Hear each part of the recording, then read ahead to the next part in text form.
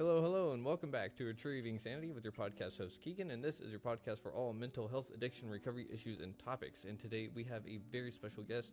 She is a licensed trauma therapist, correct? Or licensed clinical social worker. See, I knew there was more to it because...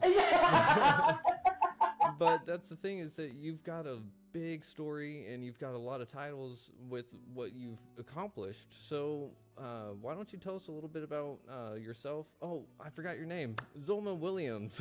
I love it. The sworn therapist. I kind of want to restart that, but everyone, let's welcome Zulma Williams, the trauma therapist, to Retrieving Sanity. Why don't you tell us a little bit about yourself, where are you from, stuff like that? Sure. Good morning, everybody. Thank you for having me on the show. This is awesome. I'm Zulma Williams. I was born and raised in Buenos Aires, Argentina. I came to the United States at age 31. And about age 42, I was working in an accounting department in a big corporation. And I was reflecting about my future, and I was like, I'm not sure I want to keep doing this for another 25 years. So I started school at 42. I started my bachelor's of social work, and then I graduated at 46. And 6 weeks later, I was on track to do my master's and then become independently licensed. But 6 weeks after I graduated with my bachelor's of social work, I got diagnosed with breast cancer. So I clearly I didn't continue with my higher education. I took a break to take care of my health. I moved back to Argentina. I was there for 3 years, and then I was like, I'm going back to the States. So I came back in 2015. I celebrated my 50th birthday, and then I started my master's of social work. Yay! So, spoiler alert, I kicked cancer in the butt. Here I am. I won, right? So far, I've been winning for the last 12 years. So I graduated with my master's. I did my internship. I became independently licensed, and now I am helping adults with anxiety, depression, and trauma. That's the main focus of my practice. And I started doing podcasts not too long ago, but I love it. And then thank you again for having me on the show. Of course. Well, thank you very much for being on the show. And man, it sounds like you've got a lot of life experience behind you. And it's Yes. so great that you're using that to help other people get better. Second of all, I'm so glad that you were able to beat cancer, or at least I assume you did because you're still here, right? Yes, I am cancer-free. I have been cancer-free for 12 years so far. Yes. So, Awesome. yes. Fuck cancer. Yes, and I do have a t-shirt that says "fuck cancer." I love it. But it sounds like you decided to kind of restart your life. And you had foundations already set, you had roots and everything, and you just decided, nope, I'm ready for something new. Is that it?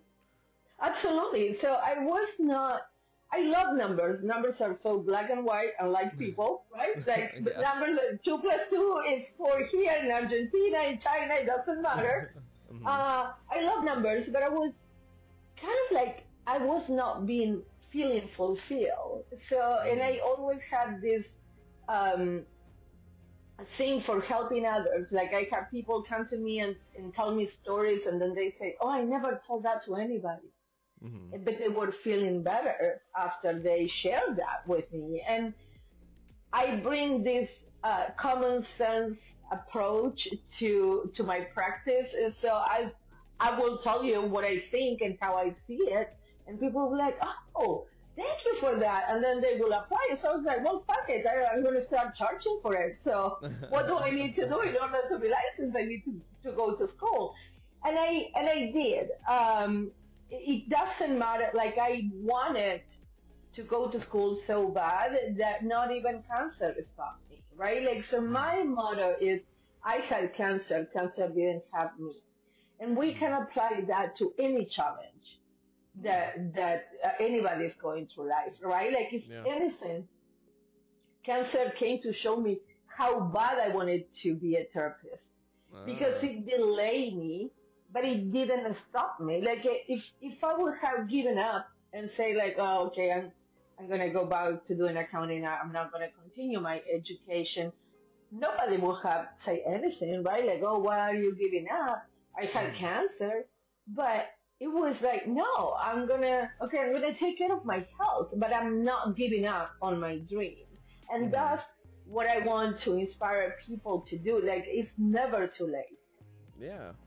So just go for it, right? Like, I mean, when I have clients who tell me like, oh no, I'm too old to go back to school. Like, motherfucker, I was 50, and when I started my master's, and English is not my first language, was your excuse, right? Like, you're barking at the wrong tree. Just tell me that you're not as passionate about what your dream is. And then I have found that a lot of times people kind of like give up on their dreams because they don't feel like they deserve to fulfill their dreams. Mm. Who Yeah. am I to fulfill my dream of being a therapist at 50, right? Mm-hmm. You're Yeah. crazy. Like, you should be thinking about retirement. And I'm like, my classmates were 25. Like, I'm the mom, the grandma in the class, but like, they kept me young, teaching me about social media, and I kept them grounded, teaching them about real life stories. Right? Like, so it was kind of like a great thing because I had a friend who her mom got diagnosed with breast cancer Mm-hmm. and kind of like used that as an excuse to give up. And she Yeah. was seeing her mom and she was seeing me Mm-hmm. that I'm like, no, okay, like I still continue my treatment when I was in school, but I I took the classes, right? Like so, Yeah. and I graduated. So it was kind of like, oh, wait a minute, what my mom is saying is not necessarily true because her mom used the excuse of breast cancer to give up, Mm-hmm. and she was seeing me that with the same diagnosis, I'm not giving up, Ah. Yeah. right? Big So it's difference. kind of like start analyzing what is it, why is it that we think that, oh no, like, no, why I'm going to fulfill my dream? Mm-hmm. Because you are valuable, that's why. And this is your Mm. dream. If you don't fulfill it, who will? Yeah. Right? I mean, there are tons of therapists out there, but I bring my own style into the therapy. I bring my own life experience into the therapy. Mm-hmm. And that is the beauty of therapy. Like, if we don't click, I'm not your kind of therapist. I can refer you out. Like, I don't give a shit, right? Like, I want you to get better, whatever, with whomever you feel more comfortable with. Mm-hmm. But in I just keep it so real because life is too short, right? Like, I don't have Mm-hmm. time to be sugarcoating shit. Like, do you want to get better? We're gonna hit the ground running. Yeah. And then if you think that you are ready, but then you realize, oh, this is a lot of work. I'm not ready. That's fine. I will refer you out, but I'm not gonna keep you in my practice because I'm not that kind of therapist. Oh, you poor thing. Like, no, what the fuck? Like, do you want to get better or not? Right? Yeah. Because life is too short. So, Mm. keep breathing. You're gonna be all like me. Like, you don't give a shit anymore. I'm gonna be 60 this year. I'm like, you like me, that's fine. You don't like me, that's fine too. Either way, I sleep at night. Like, Yeah. so. There you go. Um, well, congratulations on making it to 16, because that's a big deal. I never thought that I'd make it to 30, and I'm past it. Right.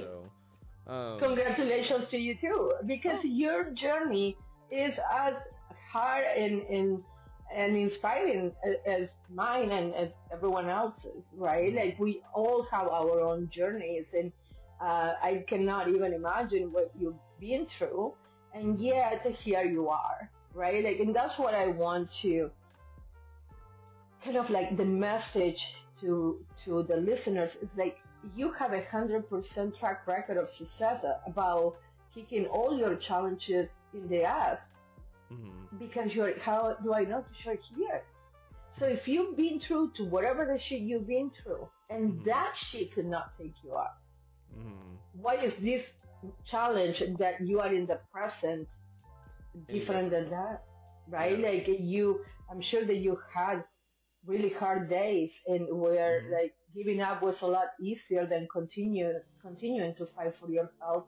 But you were like, no, I have given up before and I don't like, I've seen that movie and I don't like it. Yeah. Right? Yeah. It says like, and you just keep breathing and keep doing it one day at a time. You're going to get to 60 too, and so it's like, the time will pass anyway. So I had people telling me like, you're crazy. Why are you going back to school at 50? Well, because I'm going to turn 50 with a degree or without a degree. Oh, yeah. There right? Time is going to pass anyway. Yeah, you might as well. How do we use the time is up to us. Right? Yep. So congratulations on making it to 30. Shame on you for being so young.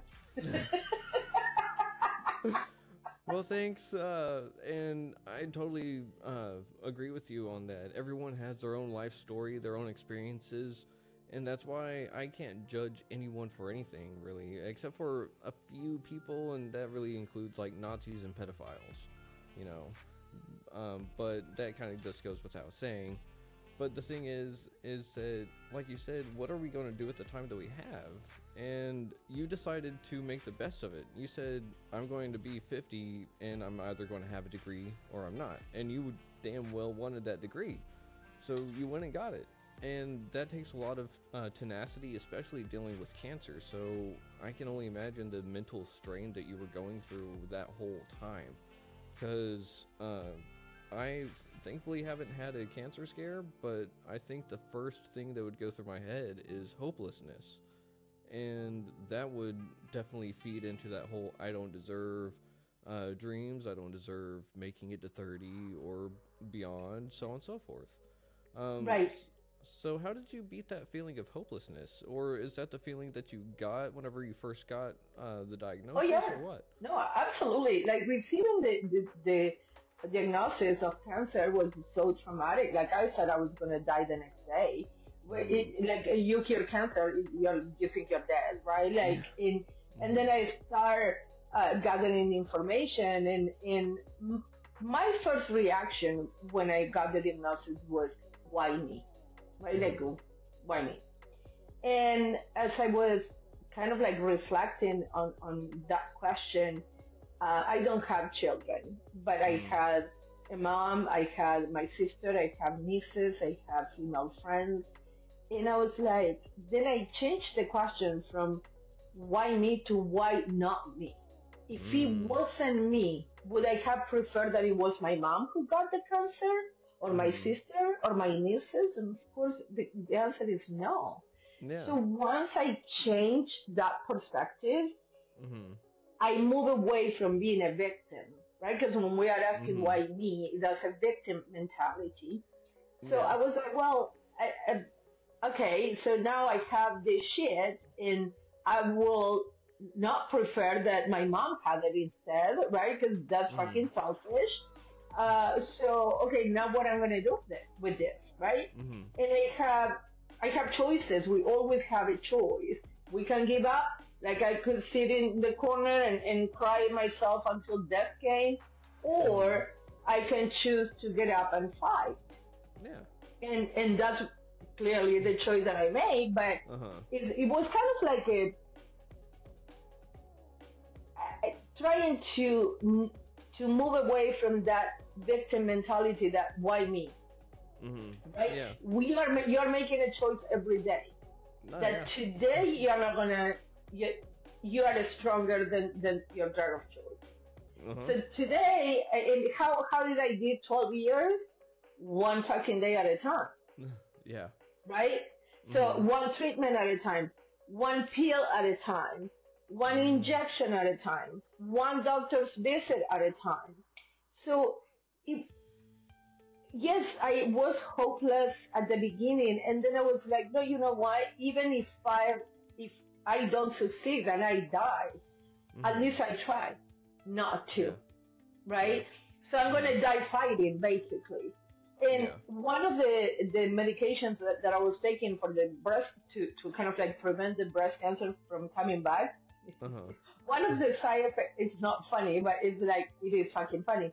One of the side effects was that it could potentially give me cervical cancer. Are you fucking kidding me?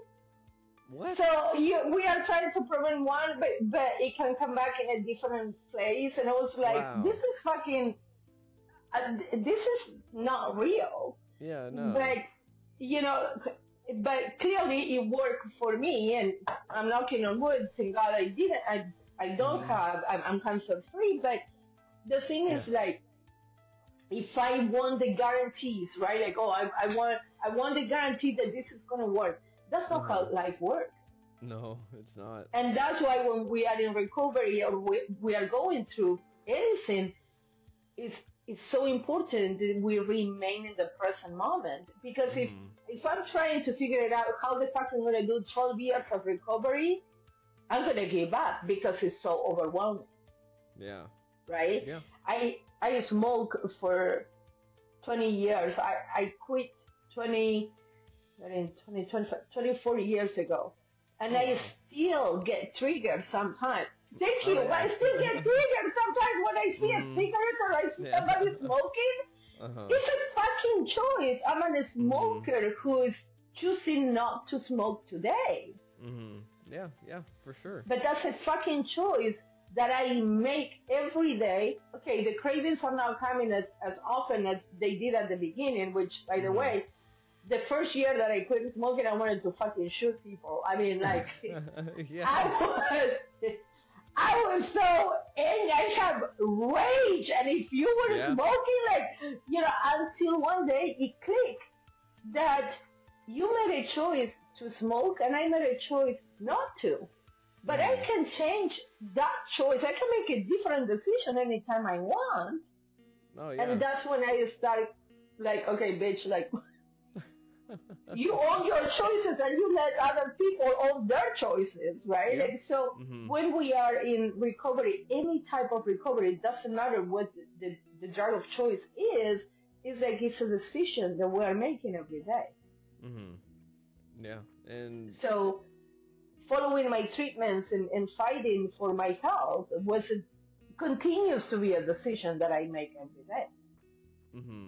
Right? Yeah.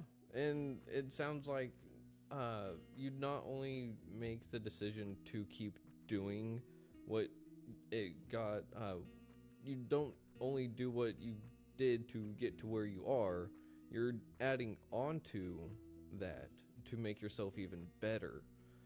You didn't just sit there and hit the finish line and say, I'm done. You sit there, you hit the finish line and you said, okay, well, what's next? That's absolutely. So we continue to learn every day, right? Like, so when you know better, you do better. Yeah. So I'll take my experiences and I learn from them. And okay, I can decide to start smoking anytime I want. And if I do that, I'm going to fucking die with a cigarette in my hand because I ain't going through that shit again. But I already seen that movie and I know that I don't like it. I don't like how I feel. I don't like how I smell. I can create the cancer to come back. So I'm like, okay, what is the long-term benefit of the short-term reward of smoking a cigarette right now? I seen that movie and I don't like it. So it's kind of like, it doesn't match with what I've been fighting so long and so hard for the cancer to not come back, and I'm going to go and start smoking again. It doesn't kind of make sense. But sometimes when the craving is there, or I'm watching a movie and I'm getting triggered, like, I'm like, oh my God, like that looks so good. Bitch, come back to the present moment. Like, because you know better now, so you do better. Right? Like, so we take the experiences in our lives. Where is the lesson in that experience?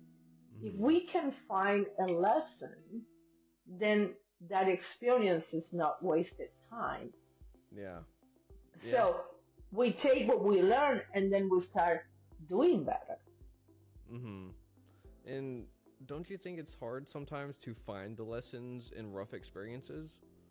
Oh, absolutely. And that's why we need community and we need groups and we need therapists and we need other professionals to help us find and change that question from why me to why not me, or what is the lesson. Like, I cannot see the lesson. And a lot of times when we are going through shit, it's so hard to see the lesson. But when we reflect to our past experiences, like, oh, if that didn't happen, that wouldn't happen. And you connect the dots and you're like, oh shit, it kind of like makes sense now, the bigger plan. But in the moment, like I always say, when you are in the picture, you cannot see the picture, right? What I see in you, all the potential, who you are, how I see you, you're like, yeah, no, bitch, like fucking go to the doctor, you need glasses. Because you don't believe it. But you don't see what I'm seeing. Because when you look in the mirror, like it's so hard. And we are our worst enemies, right? Like it's like our mental health, the fights with our mind about like, no, you're going to fail again, or you don't deserve it, or you are nothing, or you are worthless, or nobody cares, or whatever. Like the world is better without you in it. Who the fuck told you that, right? Sometimes we believe that, oh, I'm a burden to other people. And if we relapse, if in recovery, if we are fighting so hard, and it's like, I'm so tired of fighting. When you are tired, you need to rest. You don't give up, right? Like a lot of times when we are dealing with suicidal ideation, which is very serious, by the way. But and please, if you are dealing with suicidal ideation, seek help. And a lot of times, right. And a lot of times, I ask my clients, like, do you want to die, or are you tired of the pain? That's a good question. And a lot of times the answer is, I'm tired of the pain. But we live in such a black and white, so it's like, okay, if I don't want to feel the pain anymore, I must die, right? But not necessarily. There are other ways that we can deal with the pain that don't imply that you need to be alive for that, right? Like, so it's kind of like, do you really want to die, or you want to stop the pain? That's the big question. And we are tired. We are tired of the pain. We are tired of fighting. We are tired of, like, when the fuck will I get a break? And you are not going to see that break unless you keep breathing, basically. So I always say, when you are tired, take a break, but don't give up. You being in this earth is, you are alive for a reason, because you bring something to the world that no one else can. No one. No one else.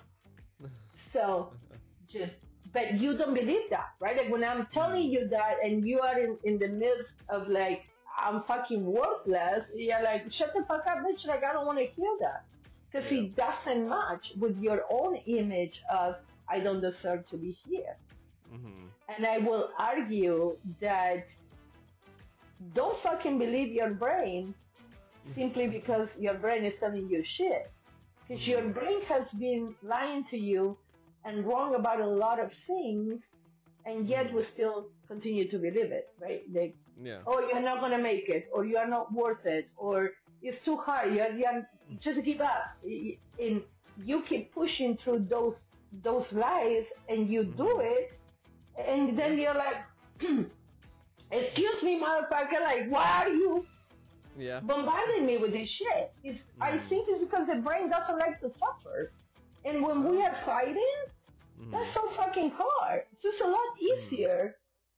It's a lot easier for me to go pick up that cigarette and fuck it and give up, right? Than continue to fight.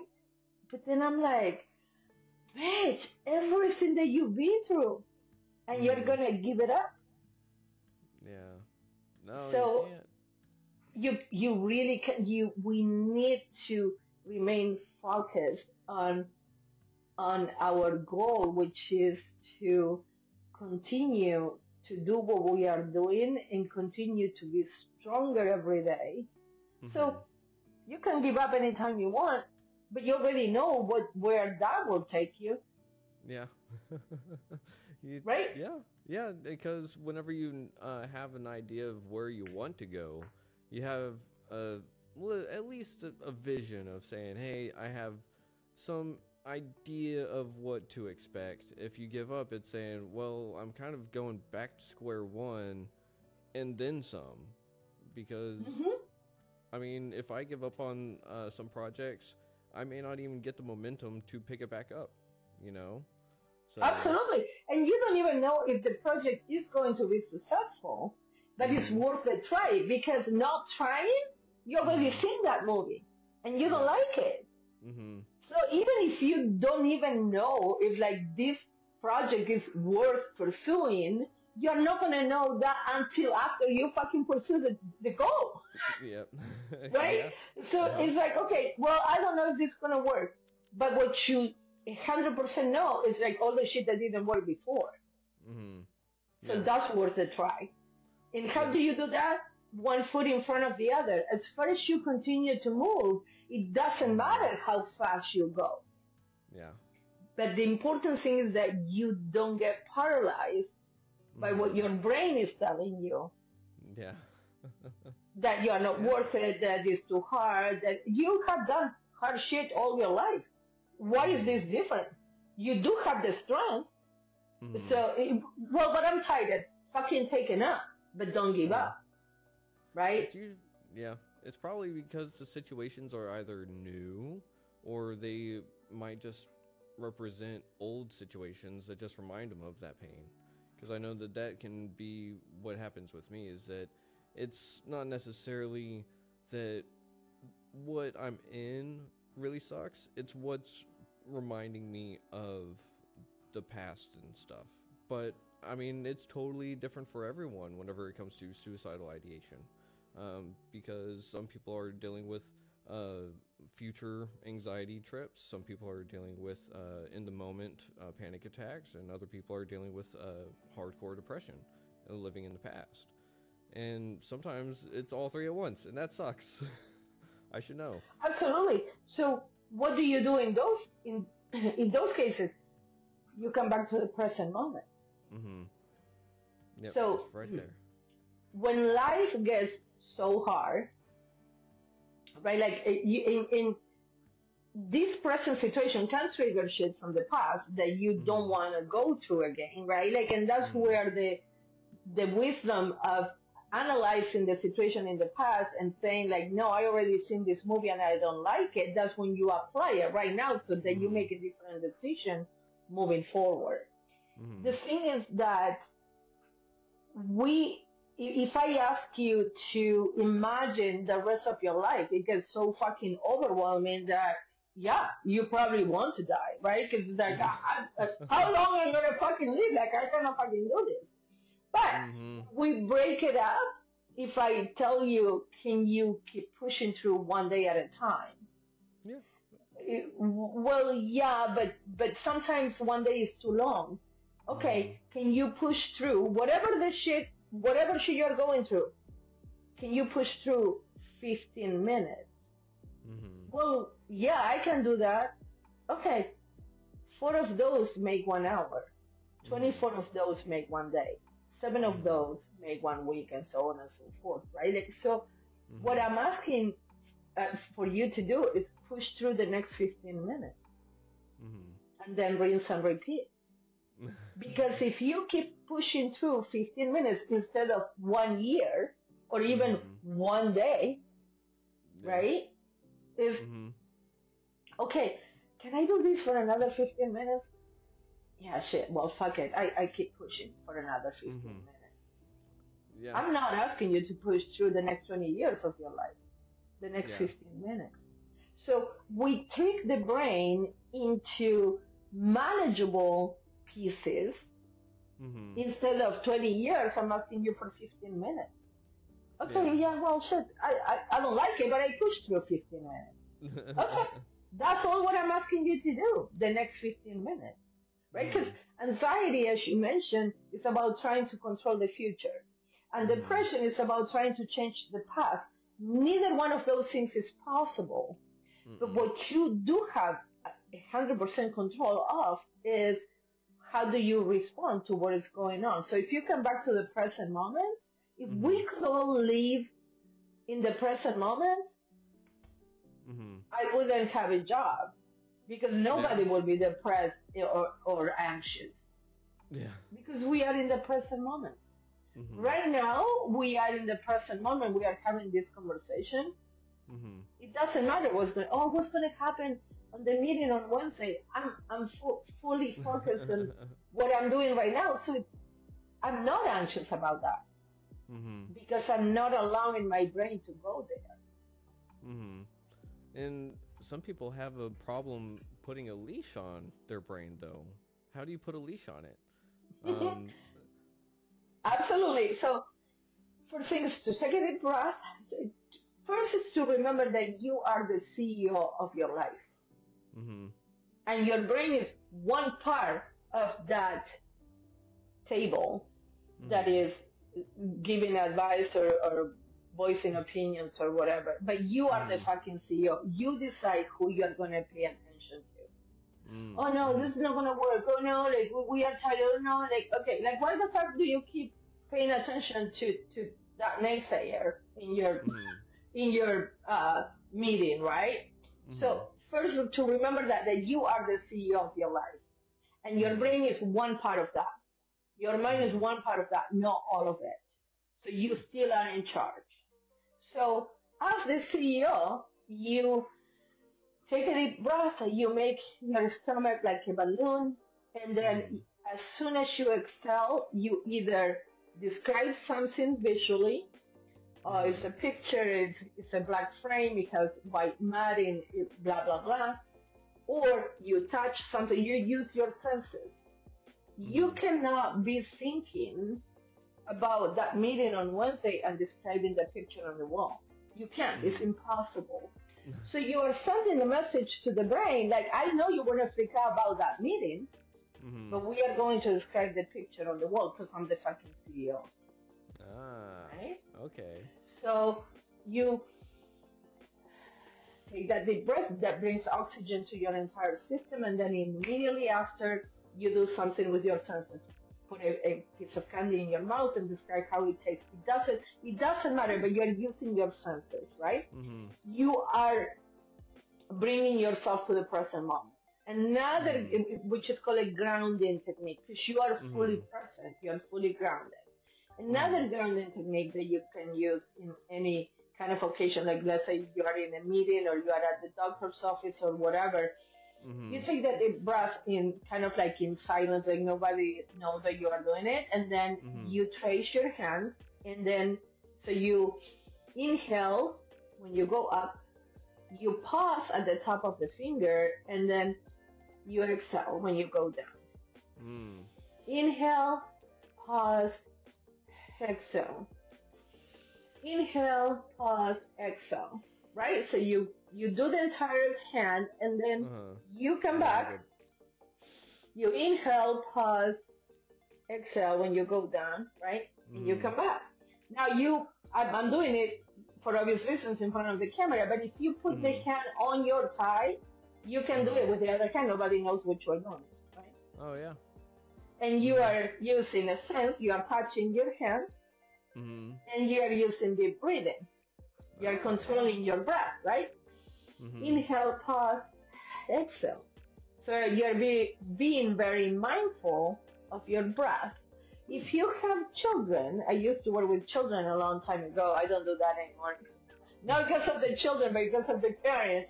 Okay, fix him. Like, no, bitch, like, what you want me to do with your kids 50 minutes when you have the kids 6 days, 23 hours, and 10 minutes? You know, like, we had to work on this together. Like, so, but for children, we use what is called the ball of soup. So you put your hands like you are creating a bowl, and the smell is, oh my God, it's so hot. We blow on it. So smell, blow. So when your child is getting dysregulated, you come down to the child's level, you do it together. You don't tell the child to do it, you do it together. You teach the child when the child is not dysregulated. So I have something fun that we can do together. Let's do it. So we start practicing. So then when you need to use it, you come down to the child's level and you tell the kid, let's do the ball really quick. You keep doing it until the child calms down. Right? Yeah. So we are using all these mindfulness, being in the present moment, and deep breathing and grounding techniques to remind our brain that I understand. So the brain is doing it because that's the brain's job, to create thoughts that are not necessary, but not necessarily they are true. Like, right? We are reacting to triggers because of the past experiences. So we think like, oh my God, if this happens, I'm going to react this way. But as you know, you can take a step, you can take a second, take that deep breath. Well, I'm in a different place right now. I learned my lessons. What decision I can make differently so that I don't go down that route, right? Yeah. This is about being in the present moment and remembering that, as we do with the children, right? Like when a child is throwing a temper tantrum, we're like, okay, just I still chopping the food because I need to make lunch, right? Like I'm not. Life doesn't stop because you want ice cream at fucking 10 o'clock in the morning. I'm the parent, and the answer is no. So the brain goes, it becomes like a 2-year-old throwing a temper tantrum 24/7. So you kind of like, okay, thank you for popping up, but right now we are making dinner, or right now we are describing the picture, or right now we are taking a deep breath, and we start kind of like not paying attention on what the brain, because with your child, when your child is throwing a temper tantrum, again, I don't have children, but I heard moms say time and again that the cry of a temper tantrum is different than the cry from something that is hurting. So as a mom, you know that the kid is trying to pull your leg, right? Like, don't cry. You don't fucking pay attention to that because you don't want to give in to the child manipulating you. And yet, we give in to our brain manipulating us all the time because we don't know better. So another thing that we can do to kind of like not believe those negative thoughts that I'm worthless or nobody cares or I'm unlovable or whatever the thought might be. There are negative thoughts and there are anxiety-provoking thoughts. Another thing that we can do is to actually give those thoughts a persona, right? Because I'm hearing like, oh, you're fucking stupid. And because it's my own voice, I believe it, right? But if we give it, like, think of someone who you don't like, a celebrity that you despise. I have a few in mind, but I'm not going to name names. So you give that thought, that person's voice. And because you despise that person, you're not going to believe it. Right? So when we get it, so you're thinking, I'm worthless, or nobody loves me, right? And you put that thought in that person's voice that you despise. And you're going to be like, fuck you. I have a lot of people who love me, right? Yeah. Yeah. Because that's a first reaction, like, who the fuck, you don't know me, right? Yeah. So we practice kind of like putting it outside of us. It's a lot easier to not believe it. Because I'm like, fuck you, like, I know people who love me. Yeah. But when I'm saying it to myself, it's like, yeah, Mm. well, maybe, but you're a burden to that people. When we are Mm-hmm. not. If we ask the people who love us, Mm-hmm. do you rather want me not to be in your life? Almost 100% of the time, the answer is, I want you in my life. Yeah. I just want you to stop hurting because I love Mm-hmm. you. So when you are hurting, it hurts me, Yeah. right? But Mm-hmm. when I'm believing that I'm unlovable, so when I do this exercise with clients and I ask like, does your mom love you? Well, Mm-hmm. she's my mom. I know a lot of moms who fucking despise their children. Being your mom is not a condition of loving Mm-hmm. you. Because, Yeah. or do your children love you? Well, they're my Mm-hmm. children. Like, yeah, okay, I know a lot of children who don't fucking talk to their parents, right? Like, Mm-hmm. so we dismiss, if it's my mom, my significant other, my children, my friends, we dismiss that Mm-hmm. as, well, everybody has that. Yeah, Mm-hmm. but we dismiss it because it doesn't fit in the box of I'm not lovable. Yeah. That's why we are dismissing it. Right? If you're Mm. fucking stupid, I'm stupid. Yeah. I'm a burden. And that means that you are 100% of that. So Mm. you are not smart at anything. Mm-hmm. You're really good at math. No, but you're stupid. Well, but everybody's good at math. No, it doesn't Mm-hmm. match that box that I'm stupid. When Mm-hmm. we are saying I am, it's 100%. So Ah. I am challenging. If Mm-hmm. you're stupid, if you're unlovable, if you are worthless, if you don't deserve to be here, and I'm challenging those thoughts Mm-hmm. with real things. I'm showing you that people do love you. Mm-hmm. I'm showing you that people have expressed time and again you are not a burden. I'm showing you that Mm. that your contribution to the world is important. Uh-huh. Because that doesn't match your box of your drawer that I'm stupid, you are going to Mm-hmm. reject it, right? Mm. Yeah. Not because it's not true, it's because the brain doesn't like to be challenged. Huh. That, If I'm saying that you're stupid. Like, why are you asking other people? yeah. Yeah. I'm Huh. asking you to challenge your own brain. Don't even believe Oh. me that I'm telling you that you are lovable. Mm-hmm. I'm proving it to you with real people that you have Mm-hmm. told me that they love you. Mm-hmm. Huh. That they will miss you if you kill yourself, Mm-hmm. right? The brain doesn't like that. So if we take that thought and we give it a persona, we are not going to care as much about that. I'm not going to believe you because I despise you. Mm. And I don't give a shit about believing you. Uh-huh. So a lot of Okay. times it makes it easier to challenge Mm-hmm. because I start by not fucking believing you. Wow. Okay. That's a really no, that's a really I can see interesting your take. wheels turning. Tell me, Yeah. tell me. Yeah, no, that's a really interesting take on it because normally people like to sit there and say, just think happy thoughts kind of thing. But you're sitting there and you're saying challenge it. And I like doing shadow work, so that requires me asking questions after question after question.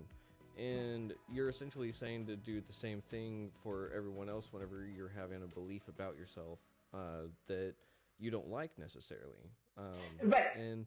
And I really liked how you broke up the I am means 100% because it hasn't ever really been put to me that way before, and it makes sense because it's like I am. It's saying I am whole, and if I say I am this, and that means that, but that's not the whole truth. It can be a part of an equation, but it's not the entirety.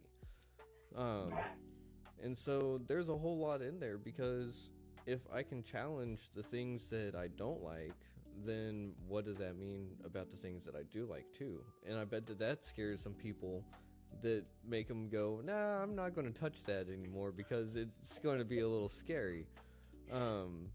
But those are really important things to do, and I love those little tricks that you do with the kids because I mean, not a lot of people teach their kids how to regulate themselves nowadays, or at least they cannot fucking self-regulate themselves, so let alone teaching the kids, right?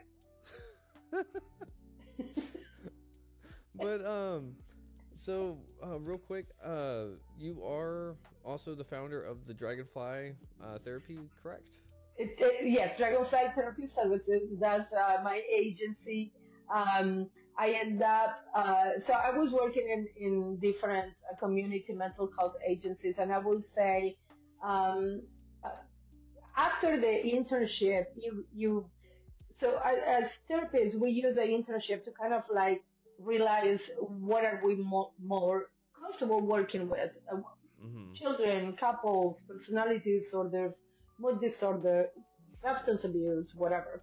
So I will say like, oh, don't give me couples because I'm not comfortable working with couples. And they will give me a couple because I'm bilingual Spanish and they speak Spanish. I go, well, why the fuck? It becomes my problem. I just told you, like, bring more bilingual fucking therapists. Like, I don't want to work with couples. So,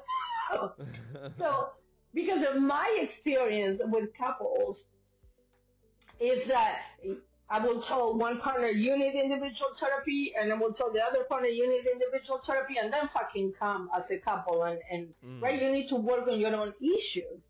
That was my experience in dealing with couples, and I don't fucking like that. So I'm not going to be able to. I can help you, but really we are not vibing, right? So I was like, okay, you know what? Like, don't give me personality disorders or mood disorders. Like, I'm not, I don't connect with those type of issues. They will give it to me because I have an opening on my schedule. So I said, okay, well, you know what? I'm gonna open my own office, and that's how Dragonfly came to be alive, because I do a 15-minute consultation. So I specialize in anxiety, trauma, and depression. That's my jam. You told me you're anxious. We are gonna break it down, just like I did it with you. You told me you're depressed. I can help you if you have trauma, which we all have experienced trauma, but it's like I do a 15-minute consultation over the phone to see if we're a good fit, right? Like just to feel the energy and that kind of stuff. And when I do that consultation, fucking shit is gonna come out of my mouth. If you have a problem with that, I'm not the therapist for you, and that's fine. Like if you want a Christian therapist or someone who doesn't cuss, I'm not the guy for you. Like, it's gonna fucking come out, right? Like, so I refer you out. If you have substance abuse, I will refer you out, because I cannot. My goal is for you to get better. And if I cannot provide that service for you, there are tons of therapists. I will refer you out. So because I want you to feel better. That is my goal. It doesn't have to be with me.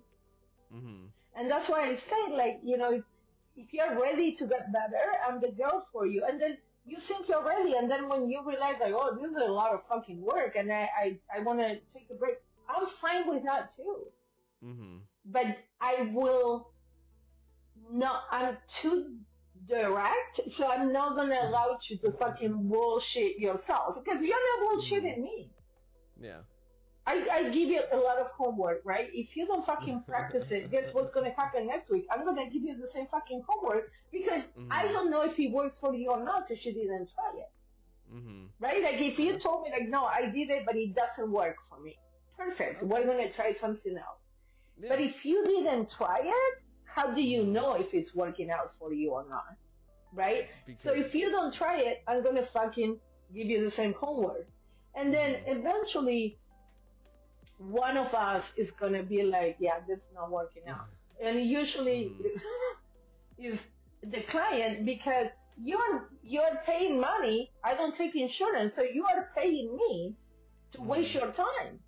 But when you are lying to me, you really, this is going to sound bad, I really don't give a shit, because this is for you to feel better. If you don't do the homework, I do my own fucking fucking homework with my own therapist. Yeah. And if I don't do it, I don't get better, right? Like my therapist, she suggests A, B, and C. If I don't do it, how I'm progressing? I'm not, right? Like, so when you are lying to me, that's why meetings for substance abuse are so important, because you are really being accountable for yourself. Yeah. When you say like, no, I didn't use it, but you are lying, everybody knows, because we are all on the same fucking boat. So it's like, and then you come to your senses and you're like, oh fuck, I'm not lying to them, I'm lying to myself. Like, what the fuck am I doing? Right?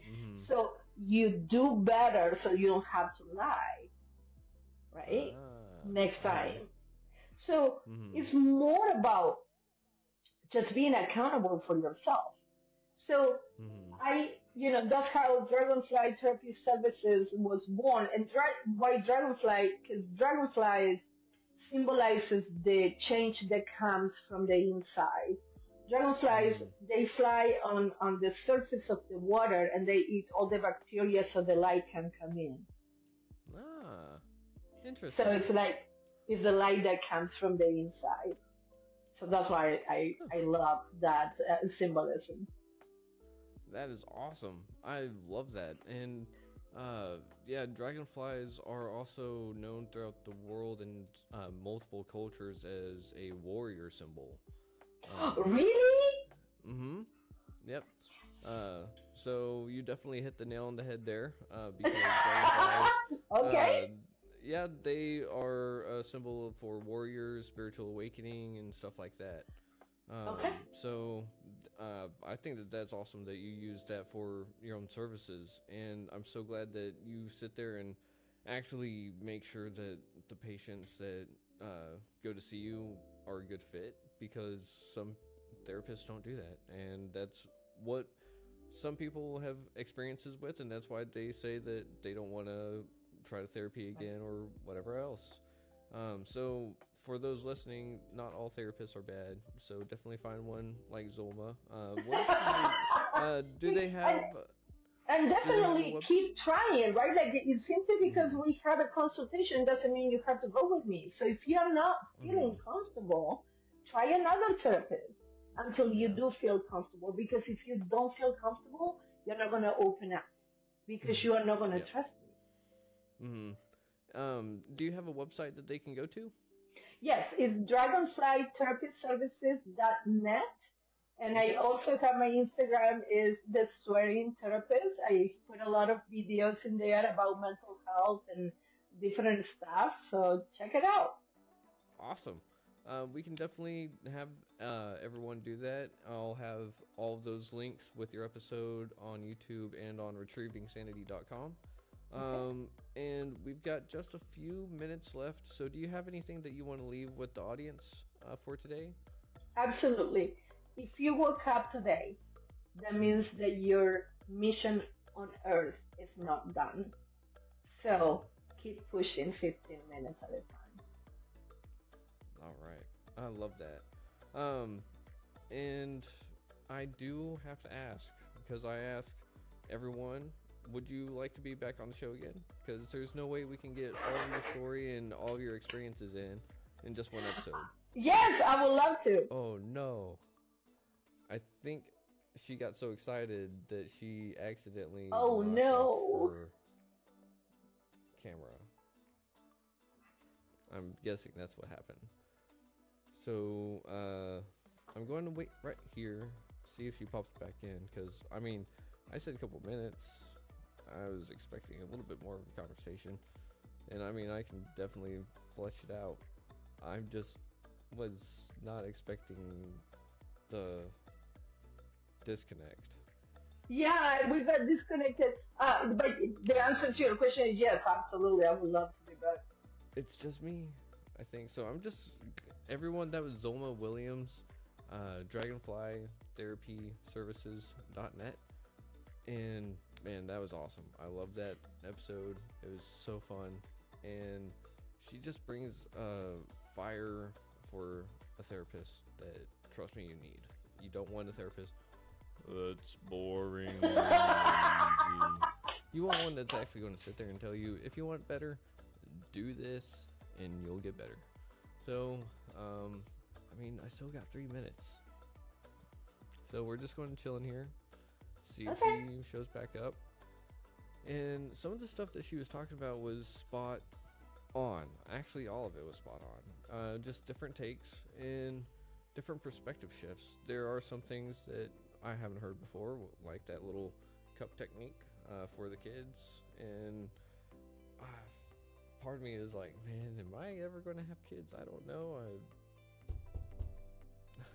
Knock on wood, that's not real wood, so I don't know if that counts. But now I have a trick to use. But yeah, Zulma Williams, everyone, check her out at dragonflytherapyservices.net. And also don't forget to check out retrievingsanity.com.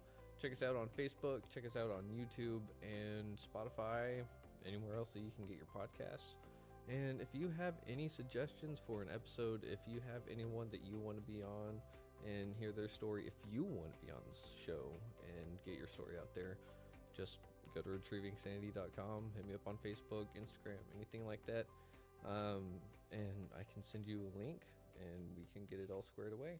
So with that being said, we're going to go ahead and end it a little early because I'm running out of stuff to say, because I was not expecting that disconnect again. So anyways, with that being said, check us out next week, and thank you for listening to Retrieving Sanity.